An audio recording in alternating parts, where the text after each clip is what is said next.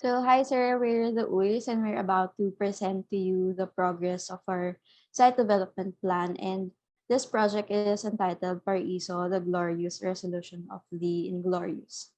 So, next, so just a quick recap of our manifesto. So, we intend to display this development as a symbolism for a ray of light, especially to the marginalized and the vulnerable, and also a symbol of movement towards nationalism and progression, and also a balance between the old and the new, and also that the government is for the people and for the country. Okay, so now, so this is the summary of our philosophy, concept, and manifesto. So it all starts on the thought of the glorious resolution of the inglorious, since yun nga, Smoky Mountain had this connotation na it was an inglorious landmark, or it is an inglorious landmark of Manila. And yeah, so we intend to put an end to that, making it a paraiso. So we thought of the symbiotic relationship, specifically mutualism of Filipino people and the government complex. So from our manifesto, we broke it down into 5 points. So first, we have nationalism, integrity, balance and equality, and preservation and hope. So then we integrated and related we integrated and related four key concepts, which are the four pillars of democracy, eight rays of the sun in the Philippine flag, and then also the paraiso oxymoron of Smoky Mountain, and also the history preservation. And then yeah, having these concepts in mind, we tried to translate these into design development through the use of Kevin Lynch's image of the city, and also Jeff Speck's ideals of walkability. So yeah, we aim to achieve a subtle but meaningful design, considering the manifesto we have in mind.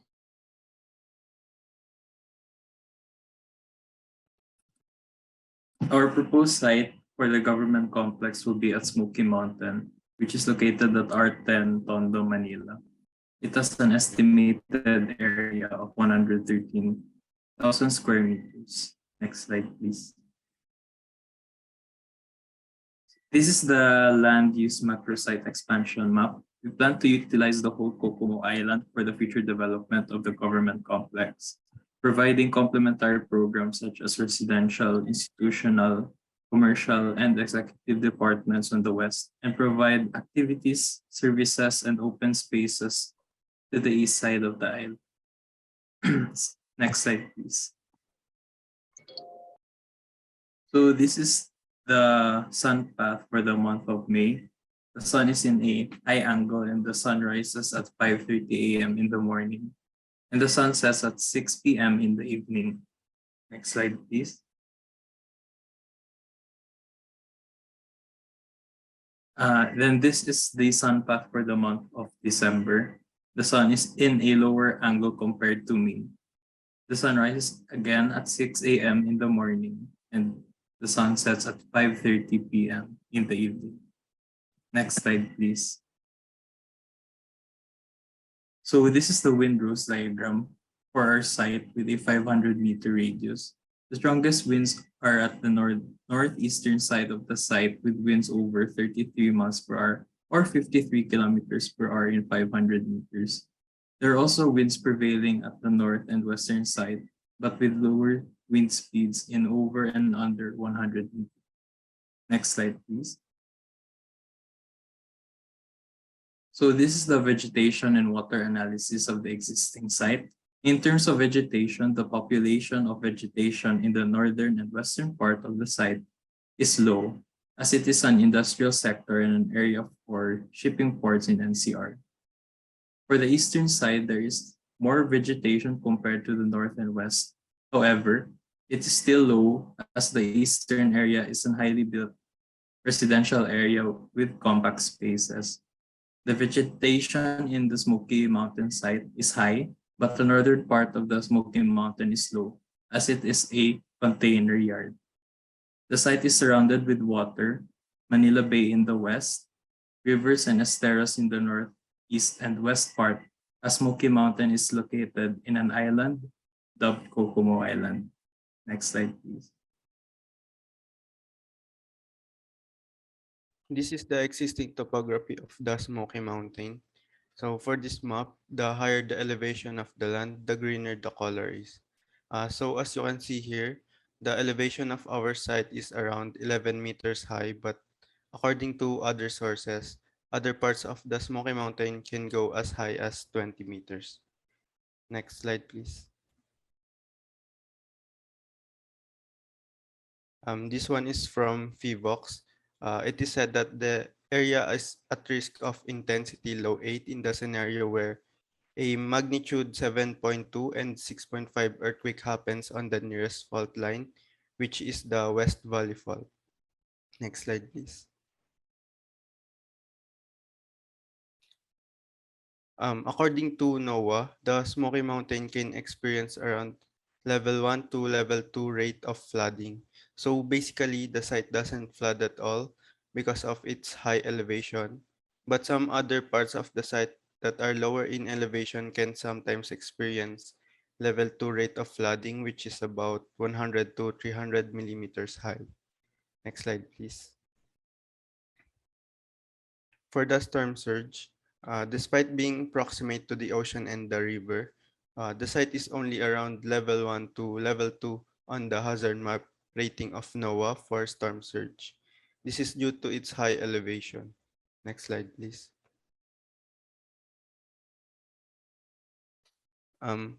This is the users and activities within the 500-meter radius of the Smoky Mountain. The common users are the middle to low income classes that resides along Tondo, Manila. The eastern side is composed of residential, commercial, and institutional zones where most of the activities are happening, such as garbage collection, children playing in streets, side vendors, sarsar stores, children going to schools, mga tambay, and leisure activities like basketball. Next slide, please. The western side naman is mainly composed of industrial and commercial zones where the middle to low income residential users are that are proximate to it comes to work. Activities involved in this area are mostly logistics, shipments, transport, and labor jobs. Some residential activities are also present, such as swimming pools and skate parks. Next slide, please. The next analysis is the zoning or the land use map. In this slide, you can see 5 different colors, each representing what zone it is.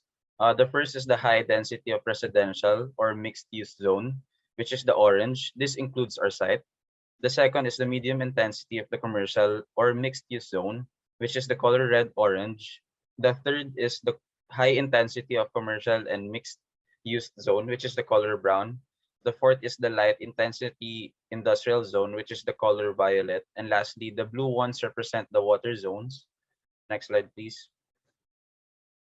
The following few slides are about the sensory experience, which will include sight or the views, auditory or noise existence, olfactory or odor presence, the tactile or the current condition and use of the some elements of the site. Primarily, its location is beside the busy street, a medium intensity mixed use zone. We wanted to buffer the noise while giving a vista or a good view for the vicinity.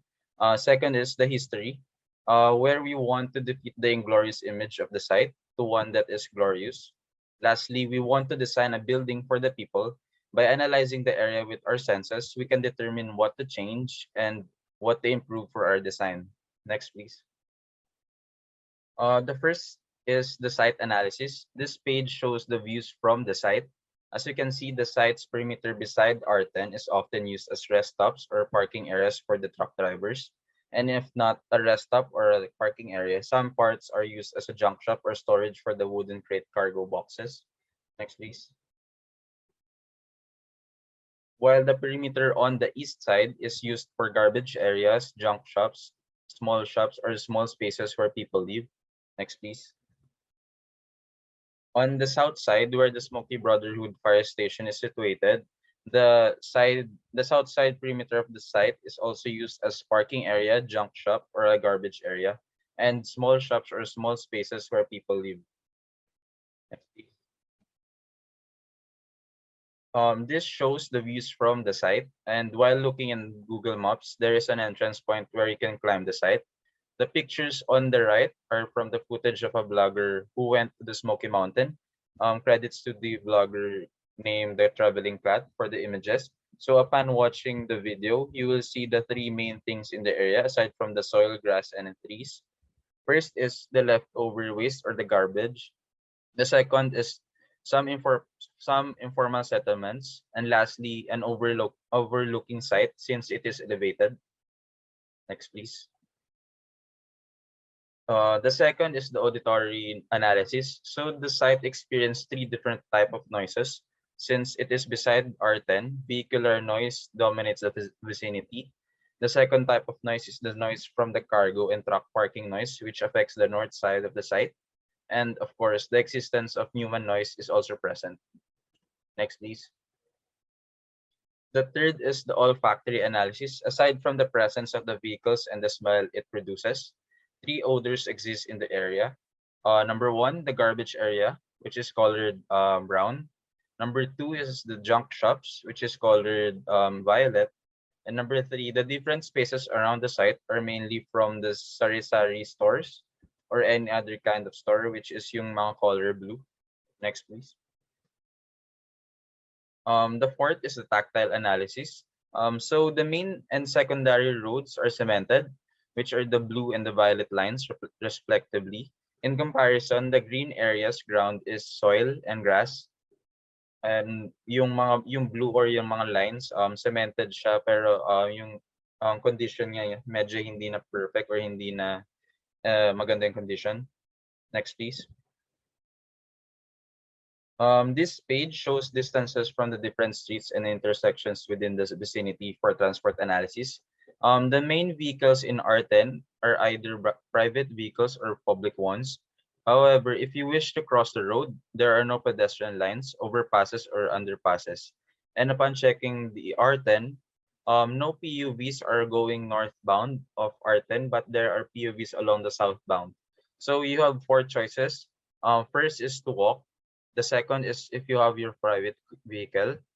The third is to use the tricycle.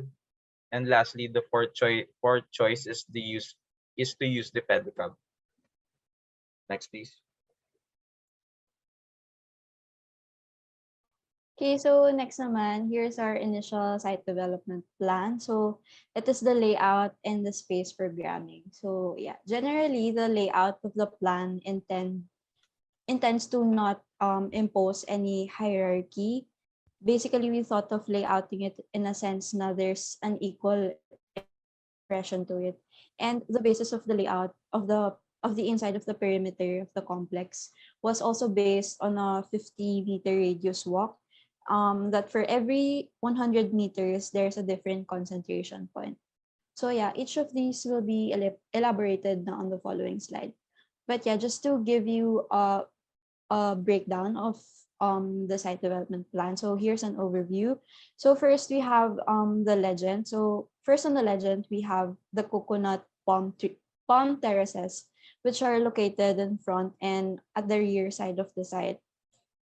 And then next we have the parkland. So inside of the perimeter of the site. And then next the dark shade green naman is for the farming that will support the food hall of the complex. And then next is the orange line surrounding the sides and the rear of the perimeter of the site. So it is a history sanctuary. And then the turquoise naman are man-made ponds, and then the deep purple are water features for noise buffer, and then next the dark gray, which are the road access, and then light gray naman for pedestrians. And then the pattern fill naman are the allocated space for the buildings. So yeah, they have their respective labels. And then quick overview. So we actually intended to somewhat isolate the executive as it serves as a residential for the president, and also while providing a vista of the estero beside it. And for the government grounds naman, just for social and formal gatherings. And then judiciary was placed at the middle to give an impression of the integrity that the government holds or the government should hold. And yeah, so yeah, kasi parang the main thought was integrity should be at the center. And then lastly, the Senate and the House of Representatives were related and close to each other. So next on the legend naman is the yellow shade, which is the food hall. And then next, okay, so here naman is the summary of the access points. So starting off on the inside part is the orange broken lines, which are private pedestrian pathways. So we intended the site to be porous enough for a better walking pattern. And then the green circles naman are public pedestrian access to the terraces only. So these are actually sets of stairs following the slope of the Smoky Mountain. And then the next is the purple line naman, which is the history sanctuary. So it actually starts here at the top and then it ends here sa baba. And then next, then we also allocated drop-off points on one side of each of the buildings. So these are the letter Ds, if you can see the small circles. And yeah, so the road kasi is actually almost follows the perimeter lang. So walang roads sa loob since we intend to make it a walkable site and not car-centric. And then here naman are the parking access. We have two. And then lastly, we have the Egypt stops. Okay, so here's a quick background lang of the Egypt stops. So these are the rectangle. So those are the Egypt stops. So yun nga, it was placed there since the Egypt have this has this specific route we planned before. So yeah, that's just the for future expansion. And For the land distribution, we computed the percentages of the area for the green area, water area, and lastly for the built area. So upon checking, the total land area for our site is equal to 113,020.79 square meters. The entire green area is 52,936.0394, approximately 47%. Next is the water area, which is 4,362.6635, roughly 4%. And lastly, the built area is 55,722.0871, approximately 49%. And as you can see, we want to develop a complex that has a balance between the green area and the built area. Next, please. This slide shows the site's zoning, which is the private and the public spaces. The perimeter orange area is open to the public and has a slope percentage of 12%. On this area, we'll have the rice terraces-like areas with 2-meter high steps. Also, there would be stairs that the public can access. In contrast, the violet area is secluded and has a 6-meter high elevation, which will house the government complex. Next, please.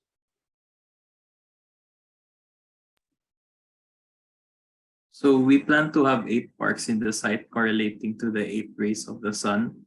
The expected users for the parks are the government officials, employees, supplementary staffs, maintenance and utility staff, security personnel, and commercial staffs. So the pathways and layout of the site was based from the 8 parks, 50-meter radius, which is the midpoint of each bubble for accessibility and walkability. We're planning to have different activities such as the historic sanctuary and palm terraces for different users. So the park acts as a ground for activities like socializing, sitting, eating, working, and more. So the park provides programs like the incentive waste management collection, the native garden with vegetation known from the eight rays, the mini amphitheater, water features, and statues, again from the significant people from the provinces of the eight rays. Next slide, please. These are the 8 rays park that will provide eternal vistas around the site, connected to pathways that tries to give off a comfortable impression while the users walk towards one point from another. Each pocket park will provide different vistas to each of the government buildings depending on where pocket park you are standing. Along with it is the history sanctuary that runs along the edge of the site. This will be open to the public, and it will also provide vistas of the site for the public naman. Next slide. This was the initial plan for the macro site we presented last time. We wanted to replan and arrange the layout of the whole Kokomo Island to give emphasis and an impression of orderly that will be supplementary to the proposed site. Also, to make better access and navigation all throughout the macro site. Next slide. Okay, so now naman for the symbolisms and its application. So first, we have this eight rays park we have been mentioning on the previous slide. So basically, the eight rays on the flag are the eight provinces who rose and defied against the Spaniards. So we thought that this symbolizes nationalism and na parang they're actually not well acknowledged. So yeah, each park would serve as a landmark and a concentration point, and it will contain the following programs, namely an incentivized waste management collection, which was inspired from Germany. This also aims to remember Smoky Mountains past na yun nga, since it's a landfill. So we wanted to integrate that in a subtle manner. And next are native gardens, which would contain a certain type of plant or tree from a specific province as a tribute. And then next, there would be mini amphitheaters for the users to work to work for social leisure and whatnot. And then next naman are statues. So statues naman of specific person or hero from the respective province who represents it. And then lastly, a water feature for a better experience for white noise and also heat absorption. And then the placement of each province pala was actually based on their geographical location. So on the slide, the specific plant and hero representing the province are listed. Okay, next naman, we have the history sanctuary. This is actually discussed before, but yeah, the sanctuary will aim to address the current issues of attempts in historical revisionism and misinformation and also disinformation. And the government should actually live on the learnings from the history and must always acknowledge it. So we provided this sanctuary na open for public to encourage people and yeah, to address the prevailing issues.